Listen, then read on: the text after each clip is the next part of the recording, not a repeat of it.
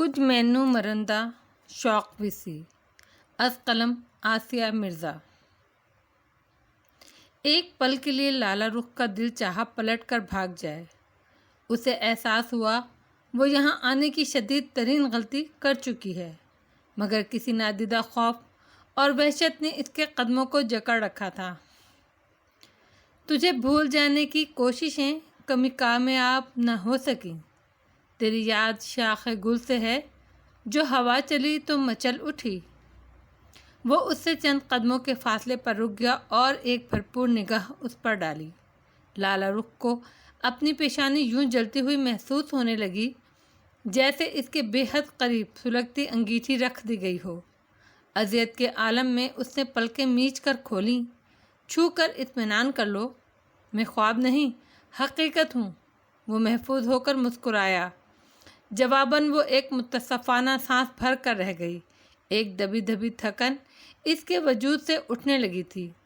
کاش اس وقت تم خواب ہی ہوتے اور آنکھ کھلنے پر میں مطمئن ہو جاتی۔ وہ ایک طرف چلنے لگی، پھر حمزہ کا دھیان آیا تو رک کر اس کی طرف پلٹتے ہوئے بولی، اس سے ملو، یہ حمزہ ہے، میرا بیٹا۔ اس نے میرا بیٹا پر زور دیا، مگر سیف الرحمن نے غور ہی نہیں کیا یا نظر انداز کر گیا اور نظریں اٹھا کر حمزہ کو دیکھا۔ پھر اسے پچکارتا ہوا مسکرانے لگا، ہیلو بوائے، مجھے پہچانا؟ وہ جھک کر اس کے گال تھپ تھپانے لگا، مگر اس کی آنکھوں میں وہ وارفتگی چمک نہیں تھی، گویا وہ لالا رخ کا ہی بیٹا ہو۔ کیسے پہچانے گا؟ تم نے کب اسے اپنی پہچان کرائی تھی؟ ایک سانس بھرتے ہوئے وہ طنزیہ سا ہنسی۔ سیف الرحمن کے چہرے پر ایک خفت کا رنگ آ کر گزر گیا، تاہم وہ ہنوز حمزہ کو پچکارتے ہوئے اسے اپنے بازوؤں میں بھرنے کے لیے آگے بڑھا تو وہ بدک کر لالا رخ کی اوٹ میں ہو گیا اور اجنبی نظروں سے سیف الرحمن کو دیکھنے لگا۔ چلو ہو جائے گا مانوس بھی، وہ کھسیا کر سر کو جنبش دے کر سیدھا ہو گیا اور لالا رخ کی طرف دیکھتے ہوئے بولا، تم نے کبھی اسے بتایا بھی نہیں ہوگا کہ کوئی اس کا باپ بھی ہے؟ ہاں، اگر بتاتی تو وہ مجھ سے ضرور پوچھتا کہ کہاں ہے، جبکہ میرے پاس اس کا کوئی جواب نہیں ہوتا۔ تو تم نے مصطفیٰ خان کو باپ سمجھنے دیا؟ وہ طنز سے ہنس دیا۔ ظاہر ہے جو باپ بن کر اپنی پہچان اسے کرائے گا، بچہ تو اسی سے مانوس ہوگا نا؟ وہ پورے اعتماد سے اس کی آنکھوں میں جھانک کر کہہ گئی۔ لہجہ بھر وہ خود پر حیران ہوئی کہ کہاں وہ خوف کی اتھاع میں سانس لیتی یہاں تک پہنچی تھی اور اب کہاں پورے اعتماد سے اس کے سامنے کھڑی تھی۔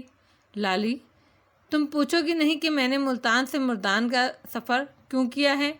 یہاں تمہیں ڈھونڈتا ہوا کیوں آیا ہوں؟ کس جذبے کے تحت؟ وہ بات بدل گیا۔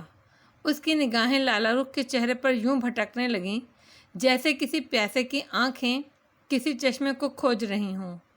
میں تمہیں پہلے بھی کہہ چکی ہوں، ہمارے درمیان ایسا کوئی تعلق نہیں رہا جس میں ان باتوں کی گنجائش ہو۔ یوں بھی ہر جذبہ اپنے رشتے کے محور میں گھومتا اچھا لگتا ہے، محور سے ہٹ کر اس کا کوئی وجود نہیں رہتا۔ سیف الرحمن نے اسے گھائل نظروں سے دیکھا اور ایک سانس کھینچ کر ایک طرف پلٹنے لگا۔ کیوں بلایا ہے مجھے یہاں تم نے؟ وہ بے چارگی سے اسے دیکھنے لگی۔ بیٹھو، اس نے بینچ کی طرف اشارہ کیا۔ سیف الرحمن صاحب، آپ یہ بات اچھی طرح جانتے ہیں، میں ایک شادی شدہ عورت ہوں۔ ہاں، اور یہ بھی جانتا ہوں کہ یہ شادی معاشرتی طور پر تمہاری ضرورت تھی۔ تم نے محض ضرورت کے تحت مصطفیٰ خان کا ہاتھ تھاما ہے۔ اس سے تمہیں کوئی غرض نہیں ہونی چاہیے کہ یہ شادی کیوں اور کس لیے کی ہے میں نے۔ بس یہ یاد رکھو کہ میں اب ایک شادی شدہ عورت ہوں۔ وہ اس کی بات کاٹ کر بولی، کیا تم اس شادی سے 100% خوش ہو؟ وہ اس کے مقابل آ کر اسے جانچتی ہوئی نظروں سے دیکھنے لگا۔ اس کا سوال ہی کچھ غیر متوقع تھا یا اس کی نگاہوں میں کچھ تھا؟ لالا رخ پلکوں کی لرزتی باڑ جھکا گئی۔ میں تمہارے کسی سوال کا جواب دینے کی پابند نہیں ہوں۔ وہ پلٹنے لگی، مگر اس سوال کا جواب تمہیں دینا ہوگا لالی۔ وہ اس کی راہ میں آ گیا اور ہاتھ بڑھا کر اس کا راستہ روکا۔ تم خوش ہوتی تو تمہاری زبان سے لفظ ہاں ضرور نکلنا چاہیے تھا، مگر تم خوش نہیں ہو، ہے نا؟ بکواس مت کرو۔ وہ اس کے پھیلا ہاتھ جھٹک گئی، مگر اس کا دل ایک بے نام وحشت کے اتھاہ میں ڈوب رہا تھا۔ وہ فاتحانہ انداز میں مسکرایا اور اس کی آنکھوں میں یوں جھانکنے لگا گویا وہ یہیں سے اس کے دل کا حال جان لینا چاہتا ہو۔ عورت کھلونا نہیں ہوتی سیف الرحمن کہ جب دل چاہا کھیل کر پھینک دیا، جب دل چاہا حاصل کرنے کو مچل اٹھو۔ اس کے اندر مانوس کروٹیں لینے لگا۔ وہ حمزہ کا ہاتھ چھوڑ کر بینچ پر بیٹھ گئی اور سر دونوں ہاتھوں میں تھام لیا۔ صرف ایک بار اعتبار کر کے دیکھ لو لالی، صرف ایک بار۔ وہ بھی اس کے سامنے گھاس کے فرش پر بیٹھ گیا۔ اسے ہلکے سے چھوا تو وہ یوں بدکی جیسے بچھو نے ڈنک مار دیا ہو، اور قدرے رکھائی سے اس کا ہاتھ جھٹک دیا۔ اعتبار کیا تھا میں نے، اعتبار ہی تو کیا تھا میں نے تم پر، بلکہ آخری لمحوں تک یہ اعتبار رہا کہ تم مجھے سمیٹ لو گے۔ ایسا کوئی قدم اٹھانے سے پہلے میری عزت کا، محبت کا ضرور خیال کرو گے، ایک بار میرے اور اپنے بچے کے لیے ضرور سوچو گے۔ مگر اس کی آواز بھرا گئی، وہ دکھ کے احساس سے سیف الرحمن کو دیکھتے ہوئے رو پڑی۔ مگر میرا اعتبار تم نے اپنے آپ سے کیا، اس دنیا کے سارے مردوں سے ہی اٹھا دیا۔ مجھے تو مردوں کے ہر روپ، ان کے ہر لفظ سے بے اعتباری کی بو آنے لگتی ہے۔ اس کے آنسوؤں سے بھیگی آنکھوں میں مصطفیٰ خان کا ہیولا ایک پل کے لیے لرزا اور آنسوؤں کی طرح ٹوٹ کر بکھر گیا۔ حمزہ اسے یوں روتے دیکھ کر خوف اور وحشت سے اس سے لپٹ گیا اور رونے لگا۔ میں تمہارا اعتبار لوٹا دوں گا، تم مجھے ایک بار آزما لو، سیف الرحمن جلدی سے بولا۔ وہ حمزہ کو خود سے لپٹا کر آنسو پوچھتی بینچ سے اٹھ گئی۔ تم کیا چاہتے ہو میں اتنے بہت سے لوگوں کا اعتبار، اعتماد اور عزتوں کو مجروح کر کے تمہاری طرف بڑھاؤں تاکہ تم اپنی محبت کے 2 سکے میرے خالی کشکول میں ڈال کر مجھ پر احسان فرماؤ؟ وہ دکھ سے بولی، ان سب کا اعتبار توڑ دوں، اتنے بہت سے لوگوں کی محبتوں کو چھوڑ دوں، ان کی نظروں میں گر جاؤں، یہ ناممکن ہے۔ ہمیں اپنے لیے جینا ہے لالی، صرف اپنے لیے سوچو۔ وہ اس کی بات کاٹتے ہوئے بولا۔ اس کا انداز اسے حوصلہ دینے اور اکسانے والا تھا۔ لوگوں کی فکر کرنا چھوڑ دو، یہ 4 دن باتیں کر کے پھر بھول جائیں گے۔ خدا کے لیے چپ ہو جاؤ، وہ کرب سے چلائی۔ پھر اسے فہماشی نظروں سے دیکھتے ہوئے بولی، اگر ایسا سبق مت پڑھاؤ، ایسی منزلیں مت دکھاؤ جو ذلت کے راستوں سے گزر کر آتی ہوں۔ میں مر جانا پسند کروں گی، مگر ایسی ذلت آمیز زندگی گزارنے کا سوچوں گی بھی نہیں۔ یہ راستہ ہم دونوں کے مفاد کا راستہ ہے۔ تم سوچو، صرف ایک بار سوچو، تمہیں یقیناً میرے لفظ سچ لگیں گے۔ ہم دونوں ایک دوسرے کے لیے ہی بنے ہیں لالی، سبو ہی یا مصطفیٰ خان ہماری راہ کی دیوار نہیں بن سکتے۔ اتنا مت گراؤ خود کو سیف الرحمن، مت گراؤ۔ اس نے شدید ترین تعصب کے احساس سے اسے دیکھا۔ اس کی آنکھوں میں رنج کی کیفیت بکھر گئی۔ اسے اپنے سامنے کھڑا شخص انتہائی پستی میں دکھائی دینے لگا، بہت سطحی سا، چھوٹا سا۔ تم ایک دوسری عورت کا بھی اعتبار توڑ رہے ہو، جو تمہارے گھر میں بیٹھی تمہارا بچہ پال رہی ہے، تمہارے آنگن میں تمہارے نام سے اتری ہے، اس چھاؤں کی خواہش میں جو اس کا حق ہے۔ اس کے بھی کچھ خواب ہیں سیف الرحمن، اس کی آنکھوں نے بھی سپنے بنے ہوں گے، اس کا دل بھی تمناؤں کا سیل شوق میں بہتا ہوگا۔ جاؤ، اسے محبت دو، اسے اس کا حق دو، اور میری راہ میں مت آؤ۔ میرے لیے میرے گھر والوں نے جو راستہ چن دیا ہے، مجھے اسی پر چلنے دو۔ وہ یہ کہہ کر جانے لگی۔ کیسے نہ رکوں، کیسے ہٹ جاؤں تمہاری راہ سے؟ میں تمہارے راستے سے ہٹنا نہیں چاہتا۔ وہ اس کے سامنے پھیل کر کھڑا ہو گیا۔ یک لخت اس کا لہجہ بدل گیا تھا۔ اس کی آنکھوں اور اس کے تاثرات میں بھی کچھ دیر پہلے دکھائی دینے والی نرمی گم ہو چکی تھی۔ اس کی نظریں اب اس پر جمی تھیں۔ تو تم کیا چاہتے ہو؟ لالا رخ کو اپنا دل سینے میں ڈوبتا ہوا محسوس ہونے لگا۔ حمزہ اس کی گرفت غیر محسوس طور پر مضبوط ہو گئی تھی۔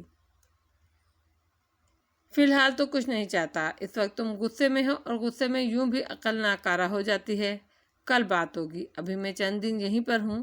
ایک گہری سانس بھر کر اس نے اپنے لہجے اور اپنے چہرے کے تاثرات کو سنبھال لیا اور پلٹ کر پارک سے نکل گیا۔ لالا رخ دم سادھے اسے جاتا دیکھتی رہ گئی۔ مما گھر چلیں نا مما۔ روحان سا ہو کر حمزہ اس کی چادر کا کونا کھینچ رہا تھا۔ اس کے چہرے پر آنسوؤں سے لکیریں بن گئی تھیں۔ ایسے لگ رہا تھا جیسے وہ مسلسل ایک خوف اور وحشت کی فضا میں سانس لے رہا ہو۔ اس نے بے اختیار اسے خود سے لپٹا لیا۔ سیف الرحمن کی حمزہ کی طرف اٹھنے والی نگاہ میں جانے کیا تھا کہ لالہ رخ کو اپنی رگوں میں دوڑنے والا خون نادیدہ خوف سے جمتا ہوا محسوس ہونے لگا۔ یہ پہلی رات تھی جس میں اسے مصطفیٰ خان کی کمی شدت سے محسوس ہونے لگی۔ وہ لاکھ اس سے بیگانہ رہتی تھی مگر اس کی موجودگی ایک عجیب سی تقویت دیتی تھی، جیسے کوئی درخت دور ہونے کے باوجود اپنی گھنی چھاؤں سے دھوپ کا احساس کم کر رہا ہو۔ دوسری صبح حمزہ کو شدید بخار نے آ گھیرا۔ مجتبیٰ اسے ڈاکٹر کے پاس لے گیا اور آ کر بتایا کہ یہ کسی چیز سے ڈر گیا ہے، خوفزدہ ہو گیا ہے۔ مورے تو اسی وقت قرآنی آیات پڑھ کر اس پر دم کرنے لگیں۔ ان کے خیال میں اسے نظر لگ گئی تھی۔ وہ مجتبیٰ سے اس طرح لپٹ گیا تھا کہ کسی طور اس کی گود سے اترنے کو تیار نہیں دکھائی دے رہا تھا۔ لالہ رخ کے پاس بھی نہیں آ رہا تھا۔ وہ اسے پیار سے بہلا رہی تھی مگر وہ مجتبیٰ کو چھوڑنے کو تیار نہیں تھا۔ میں تیفی کو فون کرتی ہوں، وہ اس سے بات کر لے گا تو شاید یہ بہل جائے گا، مورے نے تجویز دی، مگر لالہ رخ نے انہیں روک دیا۔ انہیں پریشان نہ کریں، وہ پہلے ہی آقا جان کی وجہ سے پریشان ہیں، جانے وہاں کیا حالات ہوں۔ ہاں امی، حمزہ کی بیماری کا سن کر وہ الگ ڈسٹرب ہو جائیں گے۔ میں حمزہ کو اپنے کمرے میں لے جاتا ہوں، بخار ابھی اس کا بہت تیز ہے، اتر جائے گا تو یقیناً سنبھل جائے گا۔ مجتبیٰ یہ کہتا اسے اٹھائے اپنے کمرے میں چلا گیا۔ لالہ رخ وہیں بیٹھی اذیت کے احساس سے دوچار ہو گئی۔ ایک ہی دن میں حمزہ کے سرخ سیب جیسے گال مرجھا کر رہ گئے تھے۔ اس کی ہنسی کھلکھلاہٹیں دم توڑ گئی تھیں۔ بخار کی شدت میں وہ مجتبیٰ سے لپٹ کر پاپا پاپا کہنے لگا اور ادھر مجتبیٰ کے کمرے کے باہر لالہ رخ اذیت کے عالم میں چکر کاٹ کر رہ گئی۔ پلیز خود کو ریلیکس رکھیں، بچہ ہے اور بچے اسی طرح بیمار ہو جاتے ہیں۔ مجتبیٰ باہر آیا تو وہ راہداری کے ستون سے لگ کر کھڑی تھی۔ اس سے پہلے بھی اسے بخار آیا ہے مگر اس طرح کا رویہ تو اس کا کبھی نہیں رہا۔ وہ رو دینے کو تھی، بھلا کسی چیز سے ڈر گیا ہے، کیسا خوف ہے اسے۔ لالہ کی آنکھوں کی زمین گیلی ہو گئی، پھر ٹپ ٹپ آنسو اس کی آنکھوں سے نکلنے لگے۔ ارے آپ تو بالکل کمزور دل ہیں، مجتبیٰ حیرت سے بولا، پھر شفیق بھائی کی طرف اس کے سر پر ہاتھ پھیرا۔ ہم سب لوگ ہیں نا، آپ اتنا ڈر کیوں رہی ہیں؟ دراصل مصطفیٰ بھائی کو مس کر رہا ہے۔ یوں بھی آقا جان کی بیماری کی وجہ سے ہم سب اس قدر مصروف ہو گئے کہ وہ نظر انداز ہوتا رہا، اور اب 2 دنوں سے تو اس نے تیفی بھائی کو دیکھا بھی نہیں، اسی وجہ سے وہ ایسا کر رہا ہے۔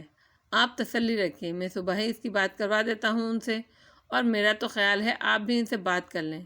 بہت ڈسٹرب لگ رہی ہیں کل سے۔ مجتبیٰ نے اس پر ایک سرسری نگاہ ڈالی۔ وہ پلکوں کی باڑھ جھکا گئی اور مصبرانہ انداز میں دوسری طرف دیکھنے لگی۔ دیکھ رہی ہیں اپنی حالت، کل سے نہ کھایا ہے نہ پیا ہے، لگتا ہے منہ تک نہیں دھویا آپ نے۔ وہ ہلکی ہنسی کے ساتھ بولا، تیفی بھائی کی ایک دن کی جدائی نے آپ دونوں کا یہ حال کر دیا ہے۔ جو کبھی وہ لمبے عرصے کے لیے کہیں گئے تو آپ کیا کریں گی؟ خدا نہ کرے وہ کہیں جائیں۔ وہ بے اختیار دہل کر بول گئی، دوسرے پل جھینپ کر بالوں کی لٹوں کو کانوں کے پیچھے ڈالتے ہوئے پھیکی سی ہنسی ہنسی۔ خیر میں بھی مذاقاً ہی کہہ رہا ہوں، خدا ان کا سایہ آپ دونوں پر سلامت رکھے۔ میں تو حمزہ کی وجہ سے پریشان تھی۔ وہ جلدی سے بولی مگر جانے کیوں اسے لگا اس کی وضاحت بڑی ہی کھوکھلی سی ہے، اس کے لہجے کی طرح، اور اپنے لہجے کے اس کھوکھلے پن کو محسوس کر کے وہ مزید کچھ نہ بول سکی اور کمرے میں جا کر سوئے ہوئے حمزہ کو دیکھنے لگی۔ ابھی کچھ دیر پہلے ہی آنکھ لگی ہے، دوائی کا اثر ہے غالباً۔ مجتبیٰ کی آواز نے اس کا حمزہ کی پیشانی پر بڑھنے والا ہاتھ روک دیا۔ وہ ایک گہری سانس کھینچ کر سیدھی ہوئی اور کمرے سے باہر چلی گئی۔ نہ تھا مسئلہ کسی جیت کا، نہ کوئی ہار کی بات تھی۔ میرے اعتبار کا معاملہ تیرے اختیار کی بات تھی۔ کوئی جستجو بھی نہیں رہی مگر اب سکون بھی نہیں رہا۔ وہ جو بے قراریاں دے گئیں وہی تو قرار کی بات تھی۔ طلال سے روشانہ کے اس قدر تلخ اور ناروا رویے نے پلوشا کو نہ صرف چونکایا تھا بلکہ متنفر بھی کر دیا تھا۔ اس نے دیکھا وہ جب تک گھر پر رہا وہ اپنے کمرے میں مقید رہی۔ اس کے گھر سے باہر جاتے ہی وہ کمرے سے نکلی تھی اور ٹرے میں اپنا ناشتہ رکھ کر دوبارہ کمرے میں ہو لی۔ یہ احتیاط اس لیے تھی کہ دادی کی نگاہ میں نہ آ جائے۔ وہ ان دنوں طلال سے ہی نہیں، دادی سے بھی حتی الامکان بچتی نظر آ رہی تھی۔ پلوشا اس کے کمرے میں آئی تو وہ کمپیوٹر پر مصروف نظر آئی، مگر خاصی دیر دروازے پر کھڑے رہ کر اسے مسلسل جانچنے پر پلوشا نے محسوس کیا کہ وہ کوئی کام نہیں کر رہی ہے، بس خالی ذہن ماؤس کو ادھر ادھر گردش دے رہی ہے۔ میرا خیال ہے اب اسے شٹ ڈاؤن کر دیجیے اور اس چیئر سے اٹھ جائیے۔ پلوشا نے کمپیوٹر ٹیبل کے نزدیک آ کر نرمی سے اس کے کاندھے کو چھوا۔ وہ اپنے کسی خیال سے چونک کر نکلی، پھر پلکیں جھپک کر نگاہیں مانیٹر پر جما دیں۔ میں اپنا کام کر رہی ہوں، وہ تو مجھے بھی دکھائی دے رہا ہے کہ آپ کیا کام کر رہی ہیں۔ وہ ہنسی۔ کیا مطلب؟ اس نے انجان بننے کی کوشش کی، مگر پلوشا کی نگاہوں میں اس کے لیے خفگی، افسوس، ترحم سب کچھ ہی تھا۔ وہ نظریں جھکا گئی۔ دراصل کئی دنوں کے بعد آ کر بیٹھی ہوں نا، تو سمجھ نہیں آ رہا کہاں سے کام شروع کروں۔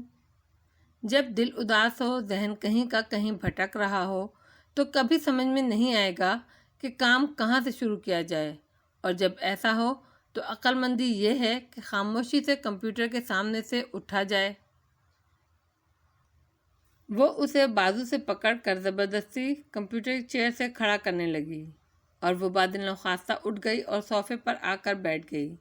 ہاں، اب بتائیے کہ کیا بات ہے، کیا مسئلہ ہے؟ پلوشا کمپیوٹر شٹ ڈاؤن کر کے اس کے نزدیک قالین پر کشن گود میں دبا کر بیٹھ گئی اور اسے جانچتی ہوئی نظروں سے دیکھنے لگی۔ مسئلہ؟ کیا مطلب؟ کیسا مسئلہ؟ اس کا رنگ لہجہ بھر کو پھیکا پڑا تھا۔ طلال بھائی سے آپ کی کوئی ناراضگی چل رہی ہے؟ اس نے بلا تحمید پوچھ لیا۔ روشانہ اس کی پر اعتماد نگاہوں سے نظریں چرا گئی۔ یہ وہی طلال بھائی ہیں جن کے ذکر سے تمہارا چہرہ چاند کی طرح چمکنے لگتا تھا اور آنکھیں ستاروں کی مانند دمکنے لگتی تھیں، اور اب میں دیکھ رہی ہوں کہ ان کے آنے سے نہ صرف تم ڈسٹرب ہو گئی ہو بلکہ تلخ بھی۔ پلیز آپی، میں بہن ہی نہیں دوست بھی ہوں، ہے نا؟ پلوشا نے اس کے گھٹنے پر تسلی آمیز دباؤ ڈالتے ہوئے پوچھا۔ وہ پہلے ہی بھری ہوئی تھی، شدت سے کسی غم گسار کی طالب ہو رہی تھی۔ پلوشا نے گویا اس عاطف فشاں کا منہ ہی کھول دیا تھا۔ پہلے آنکھوں سے لاوا بہنے لگا، پھر کہیں جا کر اس کی روانی میں سستی آئی تو وہ اسے ساری کتھا سنانے لگی۔ پلوشا کے لیے یہ انکشاف کسی حیرت اور صدمے سے کم نہ تھا۔ ایسے حالات کا تو اس کو گمان بھی نہیں تھا۔ اس کے ذہن کے کسی بھی گوشے میں یہ بات، یہ خیال نہیں آ سکتا تھا۔ بہت دیر بعد وہ سنبھلی اور اٹھ کر اس کے نزدیک بیٹھ کر اس کا سر اپنے شانے سے لگا لیا۔ بالکل احمق ہیں آپ، اتنے دنوں سے یہ تنہا سارا دکھ سہتی آ رہی ہیں۔ مجھے تو بتایا ہوتا۔ دادو اور پاپا کی ناراضگی الگ مول لے لی ہے۔ مجھے کیا خبر تھی کہ طلال بھائی ہی سراسر قصوروار ہیں۔ پلوشا کی آنکھیں اس کے غم میں آبدیدہ ہو گئیں اور وہ اس کا سر سہلانے لگی۔ مرد کب قصوروار ہوتے ہیں؟ سارے قصور، ساری غلطیاں تو عورت کی جھولی میں گرتی ہیں۔ مرد چاہے انا پرست ہو، خود پسند ہو، مفاد پرست ہو، اس کا دامن تو یوں ہی پاک صاف رہتا ہے۔ وہ کرب سے بولی، یہ ساری عادتیں عورتوں میں ہیں تو خامی عورتوں میں ہے، اور میں تو خوبیاں کہلانے کے لائق ہی نہیں۔ وہ ساتھ ہی ساتھ غصہ بھی نکال رہی تھی۔ پلوشا سے یہ سب کہہ کر دل پر بڑا بوجھ سرک سا گیا تھا۔ وہ اندر سلگتے آنسوؤں سے جانے والے زخموں پر مرہم سا لگ گیا تھا۔ فکر مت کرو آپی، اب یہ سارے رنج و غم طلال بھائی کی جھولی میں گریں گے، وہی رنجیدہ ہوں گے، سارے قصور انہی کے کھاتے میں جائیں گے، ایسا سبق دیں گے موصوف عمر بھر یاد رکھیں گے۔ پلوشا اسے پچکارتے ہوئے بولی، کیا مطلب؟ کیا کرو گی تم؟ اس نے جھٹکے سے سر اٹھا کر اس کی طرف دیکھا، پھر پریشانی سے بولی، نہیں نہیں وشی، تم یہ بات پاپا اور یا دادو کسی سے بھی نہیں کرو گی، بس اسے اسی طرح دبائے رہنے دو۔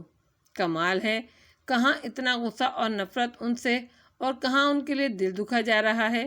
پلوشا کو بے اختیار ہنسی آ گئی۔ یہ دل کی بات نہیں ہے وشی، میں نہیں چاہتی کہ بات کھل جائے۔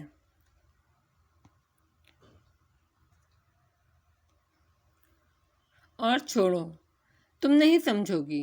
وہ ایک گہری سانس کھینچ کر مستبرانہ انداز میں کمرے میں چکر کاٹنے لگی۔ پلوشا کچھ دیر تو اسے بے قرار روح کی مانند چکر کاٹتے دیکھتی رہی، پھر برداشت جواب دے گئی تو اٹھ کر اس کا ہاتھ پکڑ کر اپنے ساتھ بٹھاتے ہوئے بولی، پاپا اور دادو سے نہ صحیح مگر کسی اور سے تو یہ مسئلہ ڈسکس کرنا ہی پڑے گا نا۔ اچھا طلال بھائی سے تو بات کر سکتی ہوں نا؟ وہ اس کے اندیشے سے اٹھنے والی نگاہ پر جلدی سے بولی۔ اس کا کوئی فائدہ نہیں ہوگا، وہ آزردگی سے ہنس پڑی۔ تو اب تک جو خاموشی سے آپ سہتی آ رہی ہیں اس کا بھلا کتنا فائدہ اٹھا لیا آپ نے؟ قسم سے روشی آپی، تم اتنی احمق نادان ہوگی مجھے بالکل بھی اندازہ نہیں تھا۔ بنتی تو آپ تیسمار خان ہیں۔ وہ ساری عقل مندی بس ایک جھٹکے میں نکل گئی۔ وہ پلوشا کو گھورتی رہ گئی۔ چلو کچھ کرتے ہیں، ظاہر ہے کوئی حل تو نہیں ہونا ہی چاہیے۔ پلوشا اس کا ہاتھ پکڑ کر اسے بھی اپنے ساتھ لیے کمرے سے باہر آ گئی۔ کیا جس طرح گزر رہی ہے ٹھیک ہے؟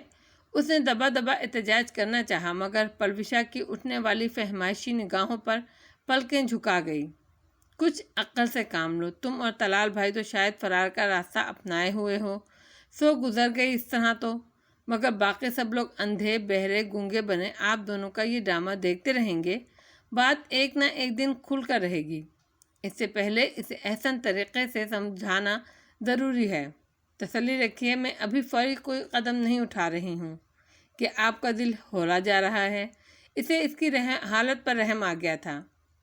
وہ اسے نرمی سے تھپک کر بولی اور کچن میں آ کر اس کے لیے چائے بنانے لگی۔ اسے تسلی دینے کے باوجود خود پلوشا کو تسلی کسی طور نہیں ہو رہی تھی۔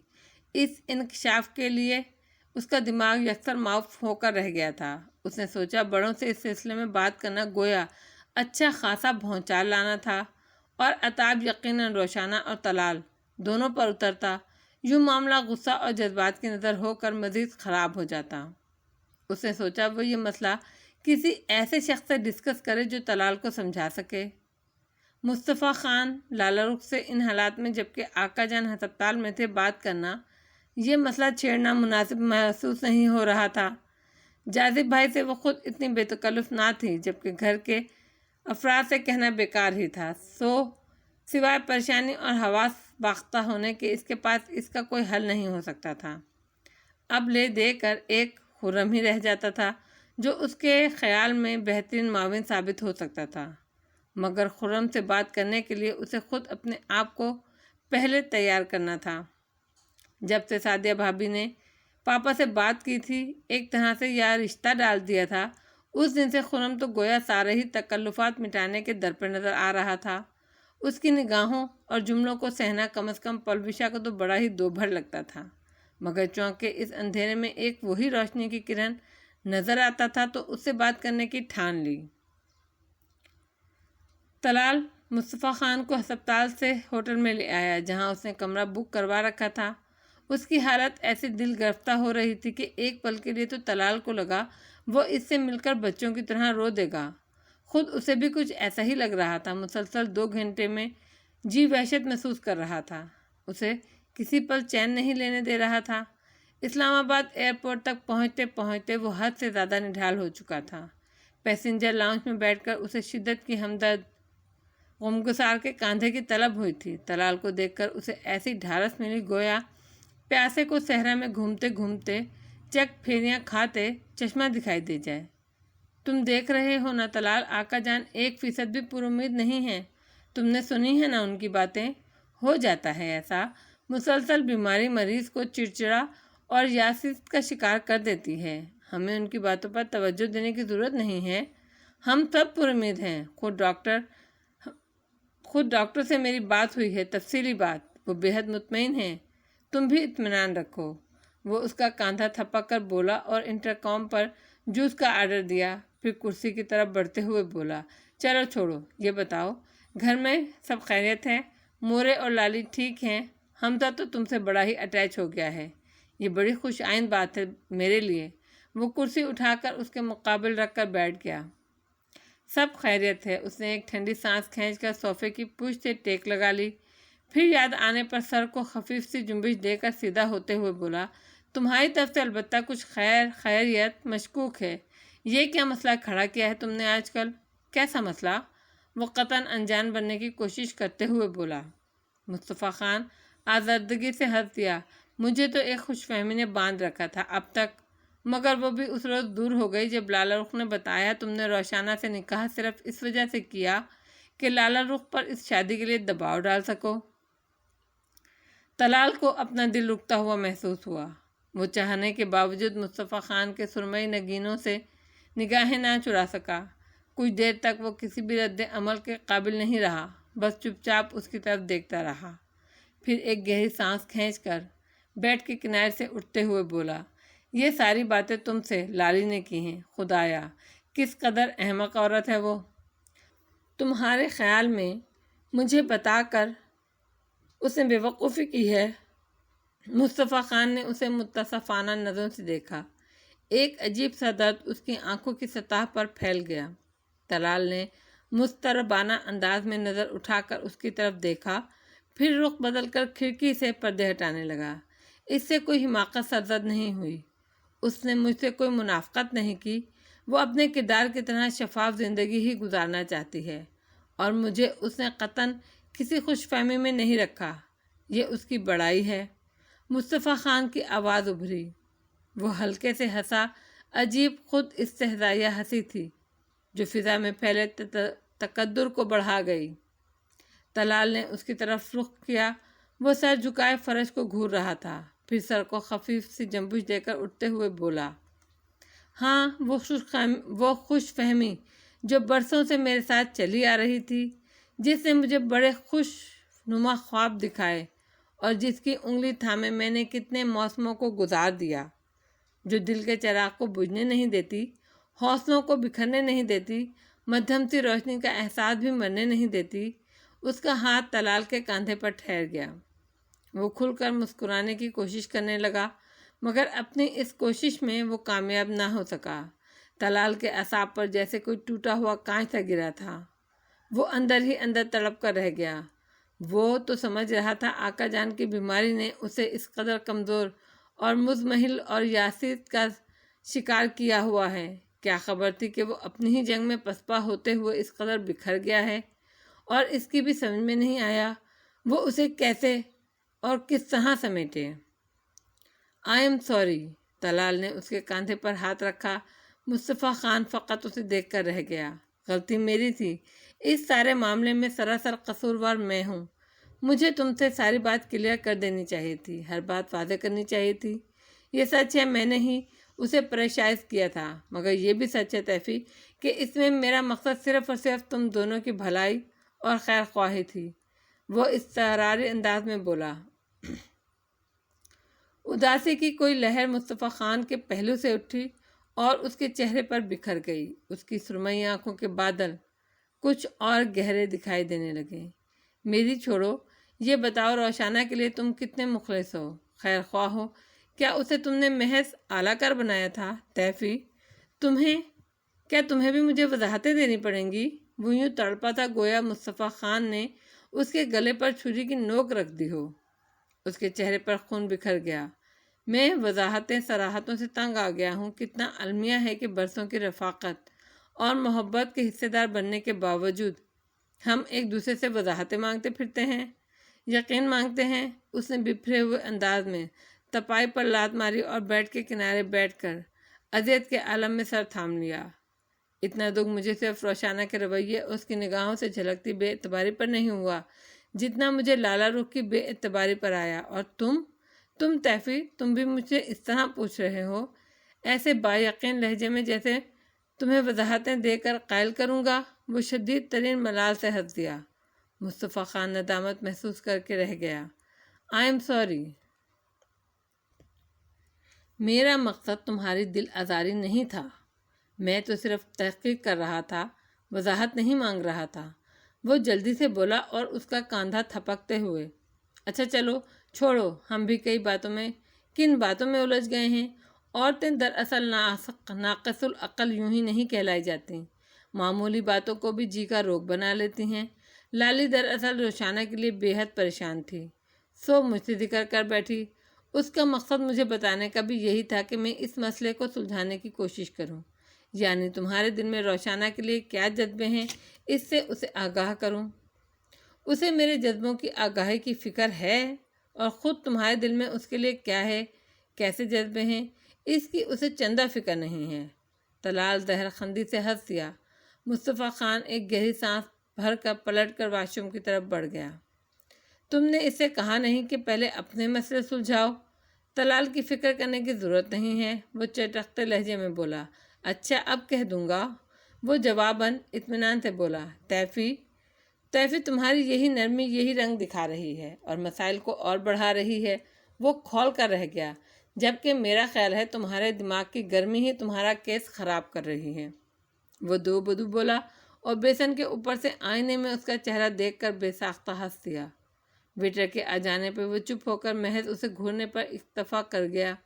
ویٹر جوس کی گلاس درمیانی ٹیبل پر رکھ کر مؤدب ہو کر پوچھنے لگا، سر آپ لنچ کمرے میں کریں گے یا نیچے ہال میں؟ نہیں، ہم نیچے آ رہے ہیں، مصطفیٰ خان نے منہ دھوتے ہوئے اسے جواب دیا تو وہ سر کو اثباتی جنبش دے کر پلٹ گیا۔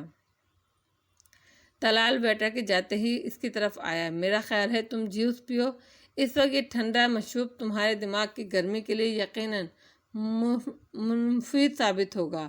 وہ تولیہ اسٹینڈ سے کھینچ کر منہ رگڑتے ہوئے اسے ٹوک گیا، پھر تولیہ ایک طرف ڈال کر واش روم سے باہر آیا۔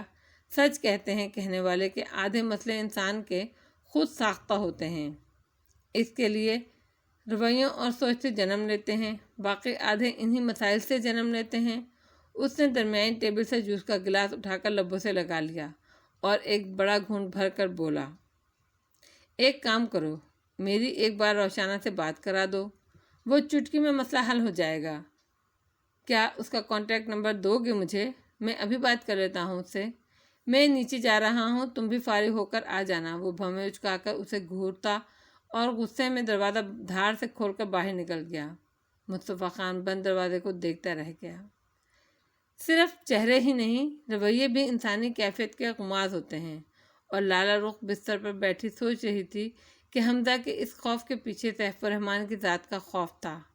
وہ عمر کے اس حصے میں تھا جہاں بیزاری، غصہ اور اجنبیت کے اصولوں کے اظہار کا طریقہ نہیں ہوتا، مگر بہرحال محسوس ضرور کرتا ہے، اور وہ بھی ایسا ہی محسوس کر کے ایک نادیدہ خوف کی گرفت میں آ گیا تھا۔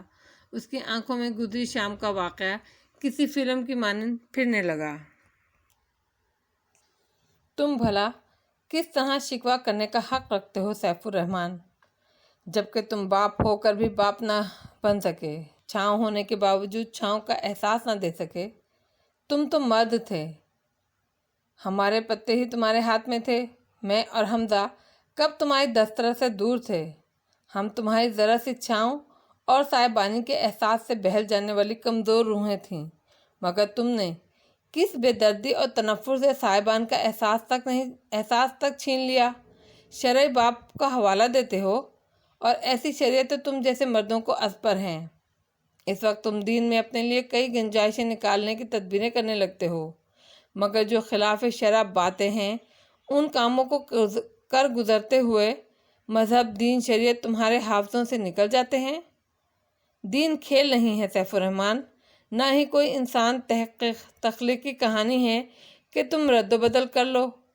اس سے دل چاہے جتنا شروع کرو، اس سے دل چاہے پرچے آگے بڑھا دو، یا صرف تپام پر نظر ڈالو۔ اس نے پلکوں کے گوشوں سے بہنے والے آنسوؤں کی ٹھنڈک محسوس کر کے آنکھیں بڑی دیر کے لیے بند کر لیں۔ حمزہ سو چکا تھا اور مجتبیٰ کے کمرے میں ہی تھا۔ اس نے مصطفیٰ سے فون پر اس کی بات کروائی، تب کہیں جا کر وہ سویا تھا۔ مورے اس پر کتنی دیر قرآنی آیات پڑھ کر دم کرتی رہیں۔ صدقے دیے تھے، دوسرے دن وہ کسی حد تک بہل چکا تھا۔ اسے اسکول مجتبیٰ خود چھوڑنے گیا اور اس کی ٹیچر سے اس کا خیال رکھنے کی تاکید کر کے آیا تھا۔ وہ اس حویلی کے مکینوں کی محبتوں میں خود کو عجیب احساس میں جکڑا محسوس کرنے لگی تھی۔ ہر گزرتے لمحے ان سب کی عنایات کا ہار اس پر چڑھتا جا رہا تھا، اور اس بوجھ تلے اس کی روح مطمئن ہونے کے بجائے بےکل ہوئی جا رہی تھی۔ اسے اپنا وجود بہت ہی پست دکھائی دینے لگا تھا۔ ابھی تک کیا دیا تھا اس نے اس گھر کو، ان مکینوں کو؟ مورے کی بیٹی کی خوشیاں اس کی مٹھی میں تھیں، اور اب تک وہ یہ مٹھی کھول نہیں پائی تھی، مگر ہر گزرتے لمحے کے ساتھ اسے محسوس ہو رہا تھا کہ اس کی مٹھی کی گرفت ڈھیلی پڑتی جا رہی ہے۔ دانستہ اور نادانستہ وہ مصطفیٰ خان کو سوچنے اور محسوس کرنے لگی ہے۔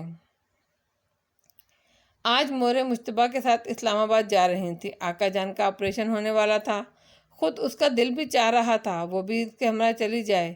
ایک وحشت اسے اپنی روح میں اترتی محسوس ہو رہی تھی، مگر حمزہ کے اسکول کی وجہ سے اور دوسرے حویلی یوں خالی ملازموں کے حوالے چھوڑنا بھی کچھ مناسب نہ تھا۔ اسے اپنی ذمہ داریوں کا احساس تھا۔ مورے کو رخصت کرنے کے بعد وہ بجھے دل کے ساتھ کمرے میں آئی تو فون کی بیل نے اس کا دل سوکھے پتے کی طرح لرزا دیا۔ اس نے فون سیٹ کو یوں دیکھا جیسے کوئی سنسناتا سرسراتا ناگ ہو، قریب جاتے ہی اسے ڈس لے گا۔ گھنٹی مسلسل ہو رہی تھی۔ اس نے لرزتے ہاتھوں سے ریسیور اٹھایا تو دوسری طرف تانیہ تھی جو مسلسل ہیلو ہیلو کہہ رہی تھی۔ اس نے اپنی اٹکی ہوئی سانس سینے کی تہہ سے کھینچ کر خود کو کمزور محسوس کر نزدیکی کرسی پر گرا لیا۔ تم دونوں بہن بھائی آخر میرا پیچھا کیوں نہیں چھوڑ دیتے؟ کیوں میری زندگی کو عذاب بنانے پر تل گئے ہو؟ میں نے کیا گناہ کر ڈالا ہے تانیہ؟ تم نے مجھ سے ہر بار دشمنی کرنے کی ٹھان رکھی ہے۔ اس کا لہجہ ٹوٹے بکھرے کانچ کی طرح چٹخا ہوا تھا۔ یقین کریں لالا رخ، سیفی بھائی کو میں نے بہت روکا کہ وہ مردان نہ جائیں اور تم سے رابطہ نہ کریں، مگر جھوٹ بولتی ہو تم۔ اسے یہاں کانٹیکٹ نمبر تم نے ہی حنا سے لے کر دیا ہے۔ وہ بفر گئی۔ ہاں، مگر مجھے قطعاً اس بات کا اندازہ نہیں تھا کہ وہ مردان آ کر تم سے رابطہ کریں گے۔ میری منت کر کے انہوں نے مجھ سے وعدہ کیا تھا کہ وہ ملتان سے ہی تم سے بات کریں گے۔ میرا اس شخص سے کیا رشتہ کہ مجھ سے کہیں گپے لگائے اور میں بھی خوش اس سے لڑتی رہوں گی؟ شاید میں نے یہ سب سوچا ہی نہیں۔ وہ ندامت سے بولی۔ تم ہمیشہ بہت دیر کے بعد سوچتی ہو اور نادم ہوتی ہو۔ وہ چپتے انداز میں ہنس دی۔ مگر اس بار میں تمہارا گھر برباد نہیں کروں گی، تم بے فکر رہو۔ وہ دل گرفتگی سے بولی۔ تم کیا؟ اب میں بھی ایسا نہیں ہونے دوں گی۔ اب مجھے احساس ہونے لگا ہے گھر اور گھر کے بگڑنے میں انسان کے اپنے فعال اعمال کا بھی بڑا دخل ہوتا ہے۔ تقدیر کبھی کبھار ہمارے ہاتھوں میں سب دے دیتی ہے اور انسان کبھی نادانی کم عقلی سے غلط فیصلے کر ڈالتا ہے، اپنی زندگی خود برباد کر لیتا ہے، اور کبھی دانائی تدبیر سے درست فیصلہ کر کے اپنی زندگی خوشگوار بنا لیتا ہے۔ میں شاید ہر بار نادانی اور کم عقلی سے سوچتی رہی اور اپنی بربادی کو تقدیر کا لکھا سمجھتی رہی، حالانکہ خدا کی طرف سے ہمیشہ خیر اترتی ہے۔ یہ تو ہمارے اعمال اور افعال ہیں جو ہمیں شر میں تبدیل کر دیتے ہیں۔ کیا سیفی بھائی سے تمہاری ملاقات ہو چکی ہے؟ تانیہ نے آہستہ سے کہا۔ ہاں۔ اوہ، تانیہ ندامت سے کچھ دیر چپ رہ گئی، پھر بولی، میں مانتی ہوں مجھ سے ایک غلطی ہو گئی ہے۔ میں نے تمہارا ذکر گھر میں چھیڑ دیا تھا۔ سیفی بھائی تو پہلے ہی تمہیں یاد کرتے رہتے ہیں۔ تمہارا ذکر سمجھو چنگاری بجھی چنگاری کو ہوا دے گیا۔ ادھر امی نے بھی حمدہ کا مطالبہ شروع کر دیا کہ وہ ہمارا خون ہے اور اس پر ہمارا حق ہے، وغیرہ وغیرہ۔ اس طرح کی باتیں ان کے ہمت کو اور ہوا دینے لگیں۔ حمدہ پر وہ کوئی حق نہیں رکھتا، یہ بات اسے سمجھا لینا، اور تمہاری ماں کو بھی۔ لالا رخ اس کی بات کاٹ کر سخت لہجے میں بولی، مگر وہیں کہیں دل خوف کی ایک اندھی کھائی میں اتر رہا تھا۔ کیا حق ادا کیا ہے اس نے اب تک حمدہ کا؟ لالی، میں تمہاری ہی خیر خواہ ہوں، تم یقین کرو یا نہ کرو، مگر میرا آج تمہیں فون کرنے کا مقصد یہی تھا کہ تمہیں پہلے سے خبردار کر دوں کہ سیفی بھائی ہر صورت میں تم پر دباؤ ڈالیں گے، آخری حربہ حمدہ کا استعمال کریں گے، اور ہو سکتا ہے وہ حمدہ کو کڈنیپ کرنے کی کوشش کریں۔ تانیہ کی بات نے لالا رخ کو لرزا کر رکھ دیا تھا۔ کیا وہ میرے بیٹے کو مجھ سے چھیننے آیا ہے؟ خوف سے چلائی۔ ہو سکتا ہے۔ دراصل ان دنوں ان پر عجیب سی وحشت سوار ہے۔ ادھر سے بوئی بابی الگ ان کے اور اماں کے رویوں کے درمیان پس رہی ہیں۔ ظاہر ہے اس کا اثر تو میری زندگی پر ہی پڑے گا نا۔ تانیہ کے لبوں پر ایک سرد سانس آہ کی طرح نکل گئی۔ لالا رخ ایک دم چونک پڑی۔ تانیہ کی ہمدردی اور خیر خواہی اس کے دل کو محسوس ہوئی، اور اس کے پیچھے اس کا اصل مفاد اپنی غرض پوشیدہ نظر آئی۔ اس نے تعصب سے ایک گہری سانس کھینچی اور ریسیور کیریئر پر ڈال کر سیف الرحمن کے ناپاک ارادے جان کر اس کا دل خاموش ہو گیا، پریشان ہو گیا۔ خوف کی آہٹیں اسے اپنے بے حد قریب محسوس ہو رہی تھیں۔ گھر پر ان دنوں کوئی تھا بھی نہیں۔ ایک مورے کا آسرا بھی بہت تھا، مگر وہ بھی اسلام آباد جا چکی تھی۔ وہ خوف سے بھری باہر دوڑی، جنت، جنت بی بی، جنت بی بی، اس کی آواز سن کر دوڑی آئیں۔ جنت بی بی، حمزہ کدھر ہے؟ اسے پورٹیکو یا لان میں مت جانے دیجیے گا، اسے میرے کمرے میں لے آئیے۔ جی بہتر، ابھی دیکھتی ہوں۔ جنت بی بی اپنی چادر کے کنارے سے گیلے ہاتھ پہنچتی چلی گئی، پھر لوٹ کر آ کر بتانے لگی کہ وہ مجتبیٰ کے کمرے میں اس کے ٹی وی پر کارٹون فلم دیکھ رہا ہے۔ آپ کہیں تو میں اسے لے آؤں؟ نہیں، ٹھیک ہے، مگر خیال رکھیے گا وہ کہیں باہر نہ نکل جائے۔ وہ اطمینان بھرا سانس کھینچتے ہوئے بولی۔ کیا بات ہے، آپ کچھ پریشان دکھائی دے رہی ہیں؟ جنت بی بی اس کے چہرے پر پھیلی پریشانی محسوس کرتے ہوئے بولی۔ ہاں، نہیں، بس حمزہ کی فکر ہے۔ اس کے پاپا بھی تو یہاں نہیں ہیں نا؟ وہ بالوں میں ہاتھ پھیرتے ہوئے صوفے پر گرنے کے سے انداز میں بیٹھ گئی۔ ہاں، ان چند دنوں میں اس نے خان کو بہت یاد کیا ہے۔ خدا انہیں آقا جان کے ساتھ خیریت سے لائے۔ جنت بی بی باورچی خانے کی طرف ہولیں۔ آمین، اس کے لبوں سے صدقہ دل سے صدا نکلی۔ پھر عجیب مستبرانہ انداز میں اس نے آنکھیں بند کیں اور صوفے کے ہتھے پر سر رکھ لیا۔ ثانیہ کی باتوں نے اسے اندر سے ہلا کر رکھ دیا تھا۔ مصطفیٰ خان کا فجر کے وقت فون آیا۔ اس نے آقا جان کے کامیاب آپریشن کی خوشخبری سنائی تو وہ یکدم رو پڑی۔ اس کے آنسو آنکھوں سے کسی چشمے کی طرح پھوٹنے لگے۔ Lali, are you okay? وہ پریشان لہجے میں پوچھنے لگا۔ اس کا دل چیخ چیخ کر صدا دینے لگا۔ I am not okay, I am not okay, جلدی آؤ۔ تیفی میں تمہیں میں بے حد مس کر رہی ہوں۔ تمہاری چھاؤں جیسا وجود، تمہاری پناہوں کی طلب مجھے شدت سے ہونے لگی ہے۔ میں بہت اکیلی ہوں، بہت اکیلی۔ مگر وہ بس روتی رہی، کہہ نہیں سکی۔ اچھا یہ بتاؤ، حمزہ سو رہا ہے یا جاگ رہا ہے؟ وہ پوچھنے لگا۔ میں اسے اٹھاتی ہوں، وہ آنسو پوچھتے ہوئے بمشکل آواز کھینچ لائی۔ نہ، اسے مت اٹھانا، میں پھر کر لوں گا۔ اور آقا جان اب کیسے ہیں؟ وہ سنبھل کر بولی۔ ابھی 15 منٹ پہلے ہی انہیں ہوش آیا ہے۔ ہوش میں آتے ہی انہوں نے سب سے پہلے حمزہ کو اور تمہیں یاد کیا۔ بھائی، ہم تو ثانوی حیثیت اختیار کر گئے ہیں، وہ شگفتگی سے بولا۔ اس کا مقصد اسے نارمل کرنا تھا۔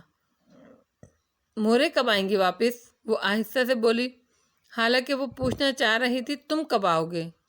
میرا ہر لمحہ تمہیں یاد کرتے ہوئے گزر رہا ہے۔ لگتا ہے ساری گھڑیاں رک گئی ہیں اور وقت کی گردش تھم گئی ہے، کائنات ٹھہر سی گئی ہے۔ اس کی آنکھوں سے اب بھی آنسو بے آواز بہہ رہے تھے۔ مورے بھی آ جائیں گی اور میں بھی، مگر شاید تمہیں صرف مورے کا انتظار ہے۔ وہ ایک ٹھنڈی سانس کھینچ کر رہ گیا اور وہ بے اختیار لب دانتوں میں دبا گئی۔